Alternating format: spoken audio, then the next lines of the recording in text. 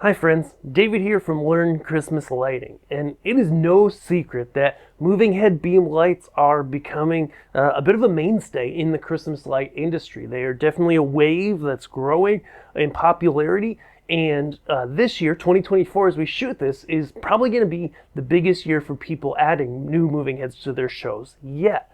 And so because of that, I want to bring you the top 5 or maybe 6 or 7 myths of moving head beam lights for Christmas lighting and what you need to know about them, because there's so much misinformation out there, and I want to basically in this video just dump knowledge that I've got on you so that you can have the most and best information possible when you go to make a decision about moving head lights. Now, why the heck should you listen to this guy on YouTube? If you're new here, I'm David from Learn Christmas Lighting, and I've been working with moving headlights my entire career in stage lighting, and so that dates back to like 2008, 2009-ish, right? And it's, 2024. This has been my career. I've worked in stage lighting. We're a vendor in the stage lighting space, and we sell a lot of moving headlights, which is why ourselves and the Dominar beams are the leader in moving headlights in the Christmas light industry. We have been doing this, and in fact we came out with the Dominar beam, and I was gonna look it up, I believe 3 years ago. I believe it was 2021, 3 years ago, and brought that to the market. And we've been, one of the leaders in that space since. And so, that's one of the reasons why, because a lot of times you may see other videos from people in the hobby space, people in the Christmas world, people making claims about moving heads, and they may have only been using moving heads for like a year, maybe less, and they're going to act like they have all the answers. And I can tell you, moving heads are a long game. They can be complicated, and if anybody is coming to you and they have a really short time of reference on them, then I would second guess what they're saying, because they don't have the longevity to see how these things perform over the long haul. So that brings us to myth number 1, actually. So myth number 1 comes from, it's kind of a two-parter, comes from our times at the Transworld trade show. And so we do Transworld every year, and in fact, unlike a lot of vendors, we launched the Dominar beam, had a full season of sales and having people using them before we even came to a trade show at all. Okay, why? Because we wanted to make sure we had it right before we exhibited anywhere. But every year that we've been at Transworld, there have been other moving head vendors in other booths.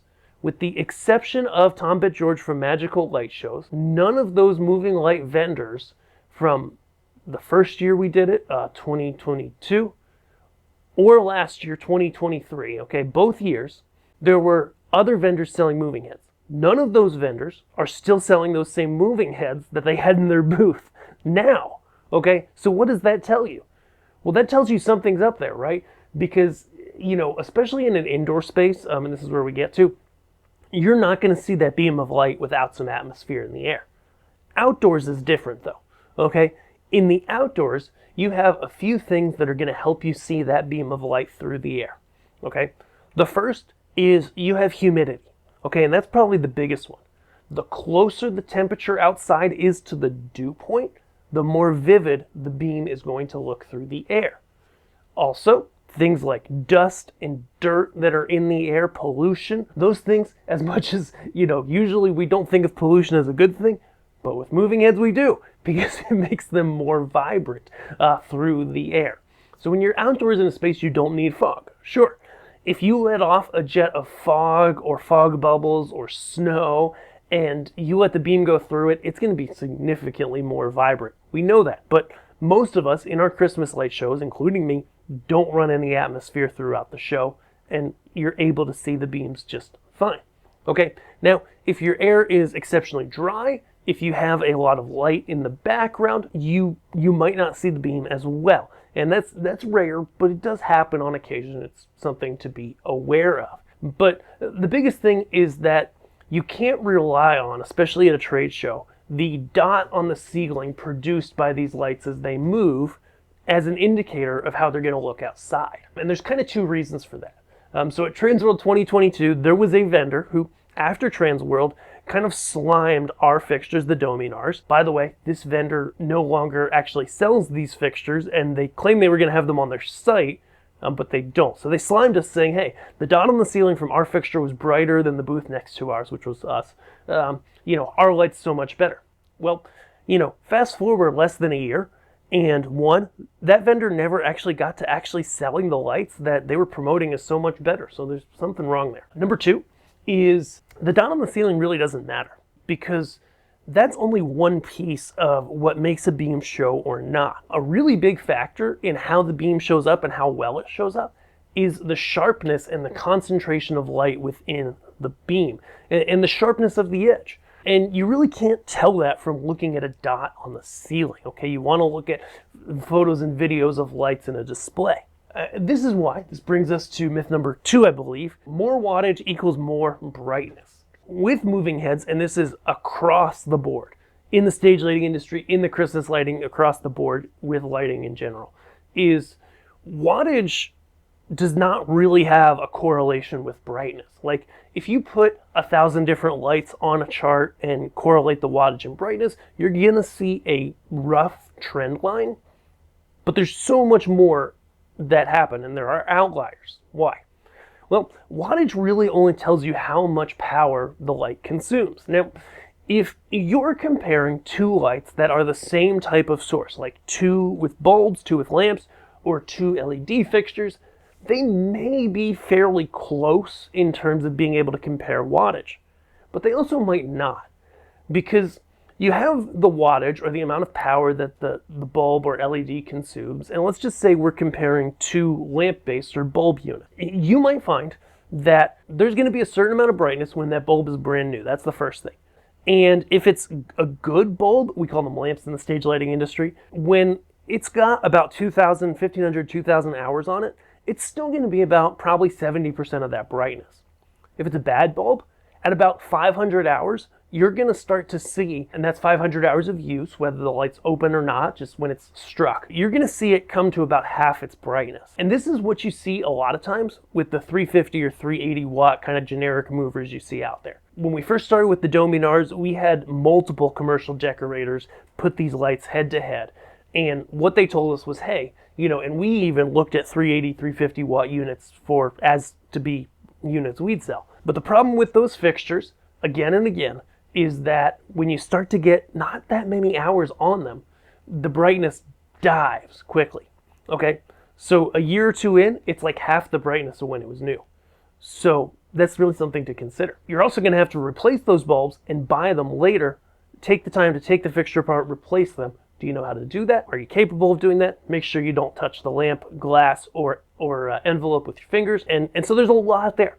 But even if we're comparing two lamp-based units, even if the two lamps themselves put out a similar amount of light, with a lamp you've got the reflector in the back, you've got the optic path through the light, and then you got the lensing on the front. Okay? Lower quality versus higher quality, you're going to see a big difference in the amount of light output between the two. Okay? And that's really key. More wattage really doesn't equal more brightness like ever. So people always in the Christmas space are like, oh, what wattage are you using? And truth be told, that's not really a good thing to ask, because the beam angle, the sharpness, the what they call the candela plot, which is how the light is emitted within the beam, how is it brighter in the center, as bright at the edges, etc. Like, all of these things factor in to the perceived brightness, to how it looks through the air. This is why, for example, Tom BitGeorge of Magical Light Shows sells a 230 watt moving head, similar to our Dominar Lempa, though our Lempa is a little brighter, in a dome. And, his is a great unit. It's one of the few on the market that I'll call out by name, because it's he's had it for time, it's been proven, it's been tested, and it looks great. Look at videos of it on his house or other customers. It looks just like a lot of our movers, and a lot of people say, oh, it's only 230 watts, mine is 380 watts, the 380 is way brighter. Well, it's actually not when you look at it, when you look at the perception of it through the air. It's just not, especially once you get a year on it. Okay, so that's really key. And the thing with the year is, again, a lot of these vendors in the space, in fact, all of these vendors, just thinking back to Transworld last year, to what other vendors were selling moving heads, these vendors weren't selling these 350 or 380 watt moving heads a year ago. So they actually don't have a reliable track record on a quantity of units like we do with the Dominars. And like we've heard from commercial decorators who've bought these direct from factories for years past. Number three, I don't know what myth we're on. Waterproof movers move too slowly. This is something you'll hear people say when they're trying to sell you a beam fixture in a dome, like our Dominar Lempa. And these can work great, and it's my recommendation, especially if you get a lot of snow, to go with one of those. But something like our Dominar X, and we'll insert some footage here, actually moves faster than 230-watt movers. That's right, it moves faster. So don't throw the baby out with the bathwater. The bathwater being, again, those 350, 380-watt moving heads. Are they the cheapest on the market? Yes, they are. So I get that. But there's a lot of things about them that honestly give me a lot of pause in terms of longevity. And I really think, and I really believe, because I've seen this track record with commercial vendors, with other people who've bought these, that in a year or two, we're going to have a lot of people with these 350, 380-watt fixtures that are having issues, that are needing parts, etc., that are trying to figure out how to repair these things. And that's just not something that happens with the Dominar line of lights.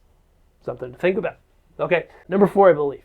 Bad ballasts and lamps exploding are normal with moving headlights, and lamp-based movers need time to warm up. Okay, these are things that I've heard from various vendors, and simply put, if you buy the cheapest of the cheap, if you're buying these 350, 380-watt fixtures, that's what you're going to get. You're going to have lamps exploding and have to clean up glass from the inside. You're going to have, lights that need, 10, 20 minutes of warm-up time. Our Dominar Lempas take about a minute to come to full brightness, okay? And any quality lamp-based fixture is going to be that way. Our Dominar Beam IPs and now our new Dominar X's, they're LED. So they turn on, they finish their homing sequence in just a minute or two, and they're good to go. Like, I literally turn mine on, 5 minutes before my display, and they're sitting there for 4 of those minutes.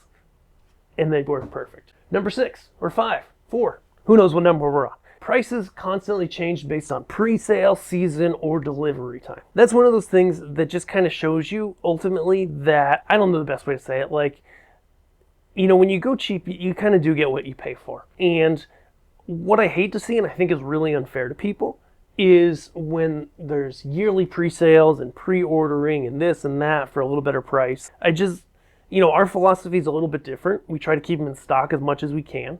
When we don't keep them in stock, we air freight them over and we eat the cost. And so we can pretty much always have these things in stock.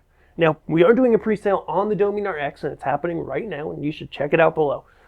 But other than that, we don't do a yearly pre-sale. We only pre-sale when we're launching a new product. And we don't even do it for all of them. But with the X, we thought it was a good time. Number 5, I believe, or whatever we have, again, I think I mentioned this before, but if the vendor selling the moving heads has been selling them for less than a year publicly, it kind of makes you wonder if they know what the longevity is going to be on those fixtures.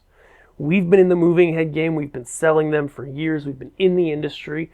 And, the great thing about the Dominar series is Dominar Beam IPs have very low failure rate. The biggest things are shipping damage, but that doesn't really count because every light gets shipping damage occasionally. The Dominar X, again, we're looking to have a really reliable unit. It's a factory we've vetted. Our team's been working with for years, I believe about 8 years with this particular factory. And it's a fixture that we're confident in, that we know is going to work, that we warranty with a real warranty where we actually fix it instead of sending you a box of parts. And, it's a big difference between, one of those cheaper moving heads and something that's just a little bit nicer. So, hope you enjoyed these myths. I don't mean to just go out there and bash the 350, 380-watt moving heads, but it's one of those things where I see so many people jumping on that bandwagon, and so many people within the first year or two of having those fixtures that I'm seeing, and I know I'm going to see, in a year or two, a lot more people having issues, a lot more people having problems. Not only that, but just the weight of it. I didn't even bring that up in this video yet, but 62 plus pounds versus 26. Something that's, this big versus something that's this small and has really great handles.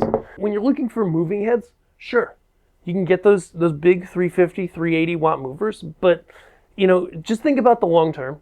Think about your safety. Think about the longevity of those fixtures, okay? Has your vendor been selling them for multiple years? Because they probably haven't been. And how are they going to service and support you?